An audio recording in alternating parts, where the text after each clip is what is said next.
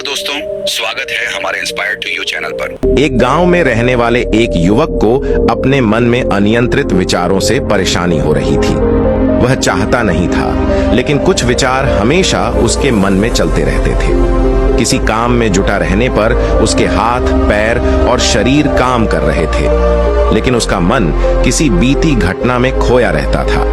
उसने अपने भविष्य के बारे में वायु मंत्र में इरादे बनाने की आदत डाल रखी थी। वह अक्सर सोचता था कि एक दिन मैं यह करूंगा, मैं उसे करूंगा, एक दिन मैं बहुत बड़ा और सफल व्यक्ति बन जाऊंगा। उसके सपनों में वह हमेशा दूसरों से आगे रहता था और अपने आप को एक हीरो के रूप में प्रस्तुत करता था। जब उसे कोई बुद्धिमान, महान और साहसी आदमी की कहानी सुनने या पढ़ने का मौका मिलता था, तो वह खुद को उस कहानी के नायक की जगह रख लेता था और उसके विचारों में उसी बहादुर और महान कार्यों को करने का प्रयास करता था। लेकिन उसके विचारों में ही रहकर वह वास्तविकता में कोई कठिनाइयों का सामना नहीं करता था। बीते सालों से ऐसा सोचते हुए उसे यह महसूस होने लगा कि उसने अपने मन की रची जाल में फंसा हुआ है, जो उसे अपने विचारों में अपने सपनों के बारे में खदुश रखता है, लेकिन वास्तविक दुनिया में उसने उन सपनों को पूरा करने के लिए कभी कोई प्रयास नहीं किया। एक दिन जब उसके दोस्त ने उससे कहा कि गांव में प्रसिद्ध बौद्ध भिक्षु सन्यासी आया है, जो मन और मानसिक शांति संबंधित हर समस्या को आसानी से हल करता है, तो उस युवक का मन खुश हो गया। वह बौद्ध सन्यासी से मिलने गया और उसे अपनी समस्याओं के बारे में बताया। बौद्ध सन्यासी ने ध्यानपूर्वक सभी शब्दों को सुना और फिर कहा, तुम्हारी जीवन शैली में जो गलतियां हो रही हैं, उनको बंद करने पर ही जीवन खुश और मानसिक शांति से भरा हो सकता है। तुम कौन कौन सी गलतियां कर रहे हो और अपने मन को कैसे साफ कर सकते हो? आज मैं तुम्हें इसके बारे में विस्तार से बताऊंगा। ध्यान से सुनो। पहली गलती है पर्याप्त नींद नहीं मिलना। पर्याप्त नींद नहीं मिलना शरीर और मन को कई तरीकों से हानि पहुंचता है। यदि तुम्हें पर्याप्त नींद नहीं मिलती तो तुम्हारी याददाश्त कमजोर हो जाती है। तनाव, चिढ़ापन, हमेशा थका हुआ महसूस करना और चेहरे पर चमक की समस्याएं हो सकती हैं। इसके अलावा कम नींद भी मस्तिष्क की क्षमता को प्रभावित करती है। समस्याएं हल करने की ब्रेन की क्षमता पर असर करती है और तुलनात्मक अध्ययन करने में मस्तिष्क को कठिनाई होती है।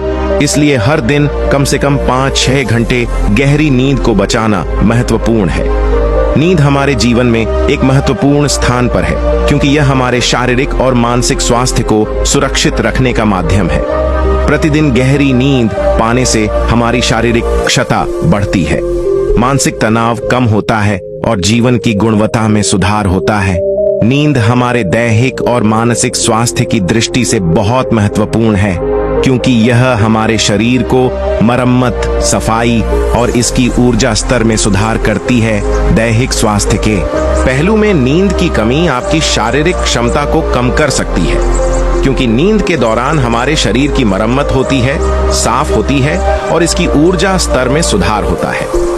आगे बढ़ने के लिए दैहिक स्वास्थ्य में नींद की कमी हमारी शारीरिक क्षमता को कम कर सकती है। लगातार नींद की कमी से ही जीवन की गुणवत्ता बिगड़ती है, बल्कि हमारे शरीर की इम्यून सिस्टम कमजोर होने लगती है, जिससे रोग का खतरा बढ़ता है। और मानसिक स्वास्थ्य के पहलू में नींद की कमी मानसिक तनाव और चिंता बढ़ा सकती है, जिससे आपके दैहिक योजनाओं, निर्णय लेने की क्षमता और उत्साह पर असर हो सकता है। नींद की कमी बच्चों और युवाओं के शिक्षात्मक कार्यों पर भी असर कर सकती है, जिससे उनकी याददाश्त और नैतिकता प्रभावित हो सकती है, जो उनके शिक्षात्मक कार्यों को रोक सकता है। इसके अलावा नींद की कमी आपके व्यक्तिगत जीवन में भी प्रभाव डाल सकती है, जैसे कि आपकी ध्यान, समर्पण और रिश्तों में समस्याएं आ सकती हैं। संक्षेप में, हमारे दैहिक और मानसिक स्वास्थ्य को बनाए रखने में नींद का महत्वपूर्ण योगदान है। आगे बढ़ने का दूसरा त्रुटि है भोजन की मात्रा और गुणवत्ता पर ध्यान नहीं देना और किसी भी समय कुछ भी खा लेना। कुछ लोगों की आदत होती है कि वे जीवन में किसी सीमा को छोड़ना चाहते हैं। ये नहीं समझते कि जीवन में कुछ बचता है क्या, जीवन में क्या मजा है, जीवन में कुछ बचता है क्या। कुछ लोग हमेशा खाने की आदत में होते हैं, यहाँ तक कि वे भूखे होते हैं, फिर भी कुछ ना कुछ खाते रहते हैं। ऐसे लोगों को लगता है कि अगर उन्होंने जीवन में भोजन की सीमा नहीं लगाई तो जीवन में कुछ बचता ही नहीं है। क्या जीवन में कुछ करने का मजा नहीं है? कुछ लोग बिना भूखे होते हैं, फिर भी वे खाने की आदत में रहते हैं। बिना भूखे होते हैं तो भी वे कुछ ना कुछ खाते हैं। उन्हें यह लगता है कि यदि वे अपने जीवन में खाने की सीमा नहीं लगाएंगे तो उन्हें जीवन का कोई आनंद नहीं मिलेगा। कुछ लोग सर्वदा खाते हैं, चाहे उन्हें भूख लगी हो या नहीं। वे कुछ भी खाने के लिए हमेशा तैयार रहते हैं। कहीं भी कभी भी कुछ भी खाने का ख्याल आता है, उन्हें यह महसूस होता है कि जीवन में कुछ बचता ही नहीं है यदि वह खाने की सीमा नहीं लगाएंगे। ऐसे लोग न केवल अपने शारीरिक वजन में वृद्धि का सामना कर सकते हैं, बल्कि इससे मानसिक शक्ति पर भी बुरा प्रभाव पड़ता है। आटा, तेल, चीनी और अधिक नमक से बने खाद्य पदार्थों का सेवन शरीर के वजन में बढ़ोतरी को बढ़ावा देता है और कई बीमारियों के उत्पत्ति करता है। इसके अलावा अनावश्यक भोजन का सेवन मानसिक शक्ति पर भी दुश्मनी पैदा कर सकता है, क्योंकि एक बीमार शरीर व्यक्ति के मन को भी बीमार बना देता है, जिससे व्यक्ति मानसिक रूप से बीमार होता है और तनाव और चिंता का शिकार हो जाता है। इसलिए व्यक्ति को भोजन की उचित मात्रा और गुणवत्ता पर ध्यान देना चाहिए। तीसरी गलती है अत्यधिक दिनचर्या और यह मानना कि रुकना मना है। कुछ लोग सोचते हैं कि जीवन ऐसा ही होता है, हर हालत में जितना हो सके उतना दौड़ते रहना चाहिए। गलत। चाहे जीवन कितना ही दिनचर्या भरा हो, लेकिन रुकना बहुत जरूरी है। यदि आप हमेशा दौड़ते रहेंगे तो एक दिन आप घायल हो जाएंगे और उठने में आपको सांस फूलने में समस्या होगी। इसलिए अपने जीवन की भगदड़ और चहल पहल के बीच में थोड़ा समय निकालें। अपने आप को समय दें और देखें कि आपको कौन कौन से काम में आनंद आता है, आप किस काम में रमते हैं। खुद से सवाल करें और खुद को जानने का प्रयास करें और देखें कि जब आप कुछ काम करते हैं तो आप अंदर से शांत और ताजगी महसूस कर रहे हैं, तो बहुत जल्दी ही आप उसी काम में बहुत अच्छे परिणाम प्राप्त करने लगेंगे। लेकिन यदि आप हमेशा दौड़ते रहेंगे तो आप थक जाएंगे। आपको प्रत्येक काम को करने में अधिक समय लगेगा। ये बहुत ऊर्जा लेता है। फिर भी आप अंदर से खुश नहीं होंगे तो इतना ज्यादा दौड़ने की जरूरत नहीं है। अच्छा काम के लिए आप में स्थिरता रखने का एक एहसास कराएं। चौथी बात है अपनी बुरी आदत को पहचानना और उसे पूरी तरह से अपने जीवन से हटा देना। प्रत्येक मनुष्य की कुछ ऐसी बुरी आदत होती है जो सबसे अधिक क्षति पहुंचाती है, जो उसको आगे बढ़ने नहीं देती। अब एक आदत कुछ भी हो सकती है, जैसे कि काम को रोकने की आदत, अधिक विचारशीलता की आदत, चिंता या झगड़े करने की आदत। जो भी आदत आपको सबसे ज्यादा क्षति पहुंचा रही है, उसे पहचानें और आज से ही उसे सुधारने की कोशिश करें। हालांकि आदतें बदलना इतना आसान नहीं है, लेकिन ये सब कुछ बदल सकता है अगर आप में वह दृढ़ संकल्प और सहनशीलता है। और यदि आप निरंतर प्रयास करते हैं तो ये आपकी नई आदत बन जाएगी और पुरानी आदत खुद चली जाएगी। पांचवी गलती, जरूरत से ज्यादा वादे करना। आपको वादा करना चाहिए और आपको अपने वादे पर दृढ़ रहना चाहिए। जो लोग वादा करते हैं और उसे पूरा करते हैं, उन्हें समाज में अलग ही सम्मान होती है। लोग उन्हें अधिक पसंद करते हैं, लेकिन हमें कभी भी उस वादे को नहीं करना चाहिए जो हम पूरा नहीं कर सकते या जिस पर हमें पूरा करने में संदेह हो। इसके साथ ही हमें यह भी जानना चाहिए कि इसे कहना है ना, ये आवश्यक नहीं है कि हम उसे करें जो दूसरों ने किया है। हमें हमेशा उनकी आंखों में अच्छा लगने की कोशिश करनी चाहिए। हमें यह भी जानना चाहिए कि कैसे मना कहें। किसी के सारे कामों को करने का प्रयास करने की आवश्यकता नहीं है, हमें मना करने की भी जरूरत है। केवल उतना करें जितना आप कर सकते हैं और जितना आपके लिए सहज हो। फिर देखें जीवन में कितनी शांति आती है। छठी गलती, अपनी अंदर अपने आप को आलोचना करना और दूसरों के मुकाबले कमजोर महसूस करना।